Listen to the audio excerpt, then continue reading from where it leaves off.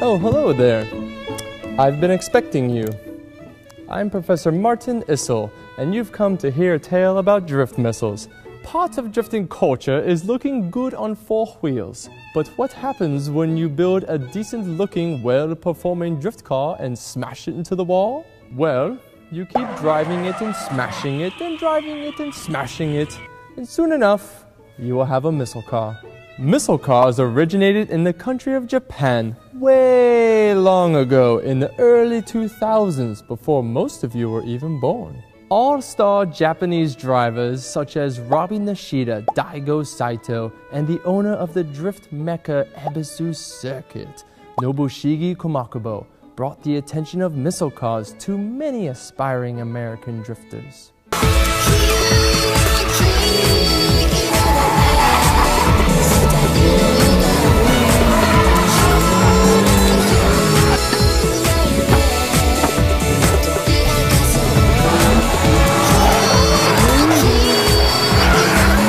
From there, the art of missile car driving grew exponentially among American drifting alliances, such as the Drift Alliance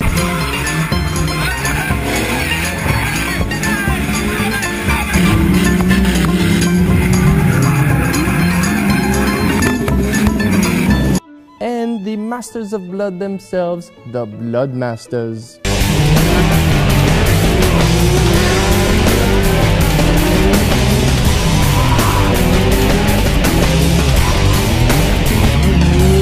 And now we begin our harrowing tale of how Christopher Forsberg and his special friends acquired their own junkyard car and turned it into a fully equipped drift missile and then hooned the crap out of it. Are we bleeping crap? Really? Well, that's shitty.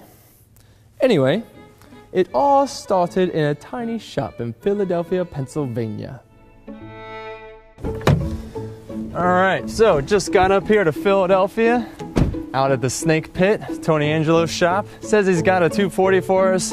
Little banged up, missing a motor, but I think we can make it work for what we're doing here. Guard dog, Panic Bear. What up, Bubba? Hey, oh, what's up, man? What's up? Perfect.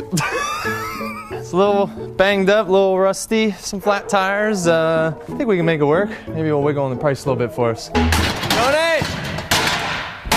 Tony! What are you doing, man? Yeah. Bro! Hey! What's up, man? Hey, what's happening, bud? Nice to see you. Awesome. What are you up to, dude? Doing a little postseason maintenance on the car. That's good. Changing the fuel filter right now. That's very important. Almost got it. So what's up with that car outside? What car outside? The black one? That piece of shit? Yeah, that's the one. You want that? Yeah, we do. You want to check it out? Yeah, sure do, man. So, what's the story on this thing? Some asshole kid bought it, and then he wrecked it, I think, messing around with it on the street. Blew the motor up and left it here like a year ago. Nice. Yeah. So how much you want for this thing? Well, it's got a couple... I mean, you're missing a bunch of stuff. Yeah, there's no seats in it, and there's a bunch of garbage inside. So, take 200 for it? Sure, that works. Yeah, all right. Don't you owe me 30 bucks from that tattoo that you got in Vegas? Oh, that's right. Yeah. And 20 for that bar tab? Shit. And then there was that 50 bucks at that last spot in Vegas. Oh, yeah. Come on.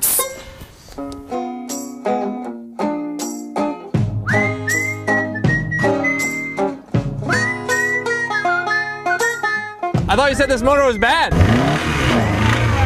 What? No, it's good. It sounds great.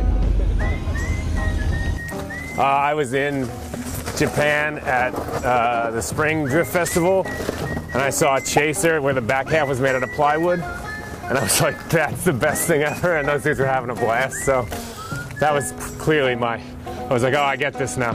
Please don't crash. All right, bud.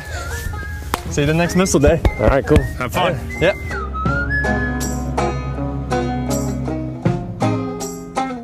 A missile car is a fantastic and relatively inexpensive way to increase one's level of driving skill, and most importantly, one's level of fun having. There are, however, a few rules to building and owning a missile car. Number 1. You must first own a drift car that looks good and drives well. Otherwise, the hunk of bent metal you call your missile car is just your car. Number 2, you must consider all safety measures when building your missile. Number 3, there are no rules, just have fun. Except, of course, rules 1 and 2, and also 3. Alright, so it turns out that 240 had a real sweet rod knock on it, so we got to get a fresh motor for it before we can even get started with this build. And my buddy Nick at Elite JDM, he's got all kinds of motors in stock, so we wanted to come by his shop and see if he's got what we need. What's up, Nick? What's up? What you doing? Just cooking up some lunch. Just grilling? Just kind of not give a fuck and just thrash with your boys and, you know, have fun. No competition, no nothing, just plain old fun. I wanted to go with like a newer chassis, an S14, so put a little bit more money into the chassis. Pretty much all said and done into it for about $6 grand. I remember this whole thing.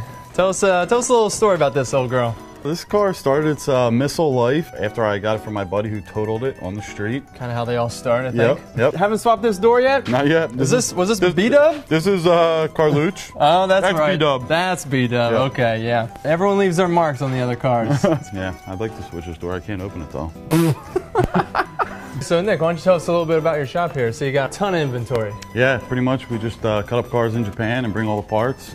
That's cool. So you actually like go to Japan, cut them up, and you load the containers yourself? Yep, I pretty much buy them from here. Once I get about 40 cars, go over there, cut them up, and load up the containers. Oh, that's gnarly. So you also score a bunch of wheels too while you're at it? Oh yeah. You know, all the cars we buy, they obviously have wheels. They got suspensions. They got everything, so we bring it all.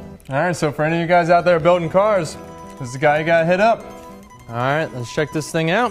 Looks pretty good. It's all together. But, whoa, it's got a trans on it. That's a come up. You can sell that thing for a couple bucks. It is missing the shifter and throttle body, but we can piece all that together from the blow motor. It's a reliable old motor, but doesn't make too much power. Luckily, there are certain solutions to this all too common problem. So you're gonna shoot this thing into the truck? What is this thing? We might. All right, so what do you want for this bad boy? Just give me $200 and it's yours. Could do that.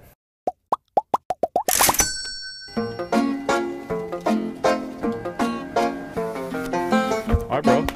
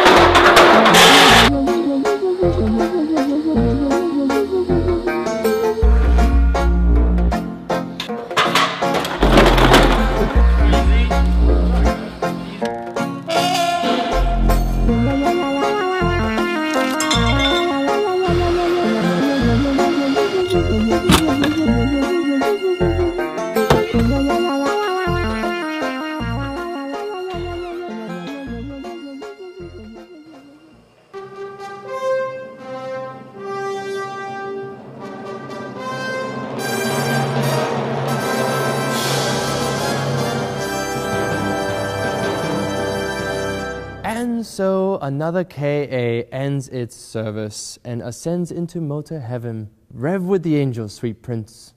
Thus concludes our first installment of Drift Garage with Christopher Forsberg. Please join us next time to see Christopher and his friends install the new motor and give it a little extra punch. Farewell, and as always, stay sideways, my friends.